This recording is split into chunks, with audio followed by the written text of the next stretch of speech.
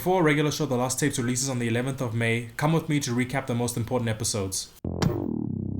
At its core, the episode Skip's story is a story of love and war. The love he has for his new friends and his girlfriend Mona, and the war he has to fight against Clogbane to protect that love, but more so the internal war he has to fight against his old self. Before I begin with the rest of the story, I'd like to point out a fun little detail with the intro of this episode, in that it doesn't start with the classic regular show theme, but instead starts with an altered symphonic version of the intro.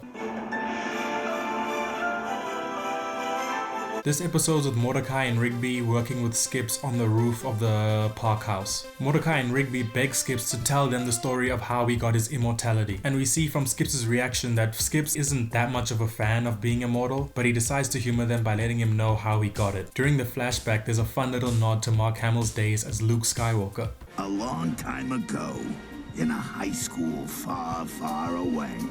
We find out that before changing his name to Skips, he used to go by Walks, and Walks didn't give a He's a delinquent adventurer who with a history of being expelled from multiple schools, and Principal Bennett, Benson's ancestor, warns him that this is his last chance to graduate. It's in this episode we get the backstory of how Skips met Gary and the Guardians of Eternal Youth, but more importantly, how he met his one and only love, Mona. Mona is Walks' one and only love, and is from her that Walks learns how to skip and how to love. The central conflict of the story comes to head when we find out that Mona hates guys who fight. This is a problem for Walks, who loves to fight but also refuses to back down from bullies. Walks never walks away from a bully. The bully in this episode being Clogbane. Fast forward a bit, and as Walks and Mona grow closer, Walks is conflicted because Clogbane is terrorizing the school and he agrees to fight Clogbane in order to protect the school and his friends. And this all comes to a boil at the prom, where Walks is trying to have a nice night with Mona but is also scheduled to fight Clogbane that very same evening. When Walks can no longer toe the line between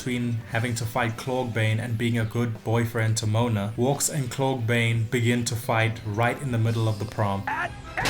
Mona realizes there's no way for Walks to avoid this fight with Clogbane, and she gives her blessing to Walks to fight Clogbane. Unfortunately, during this fight, Mona is killed as collateral, and her last words were Walks, and the last thing she ever saw was the thing she hated most: guys fighting. Just before this fight broke out, we had a beautiful montage of Mona, Skips, and the other students dancing to Forever Young by Alphaville, which I think is the perfect song to represent both Mona and Walks' relationship, but also Mona and Walks separately. And I think that moment tragically foreshadows Mona's untimely death. After a few rough years, Walks meets up with the Guardians of Eternal Youth again, and they offer him immortality, but they also warn him that immortality comes with a price. I think this episode will be very important for one of the upcoming episodes in the Lost Tapes, that being one of the first episode titled Skips' Luau. A luau is a traditional Hawaiian feast or party in which milestones such as birthdays, graduations, and weddings are celebrated. So if I had to put out an early theory here, I have a feeling this episode will be where Skips reconsiders his immortality while with a new partner, but I guess we'll see. I couldn't really get into it too much, but this episode is very lore heavy. I mean, obviously we get Walks' story with Guardians of Eternal Youth and Gary and Clogbane and Mona, but we also get the history of the creation of both Clogbane's weapons and the Fists of Justice. And there's even some light foreshadowing of Skips' relationship with Techno/Samson.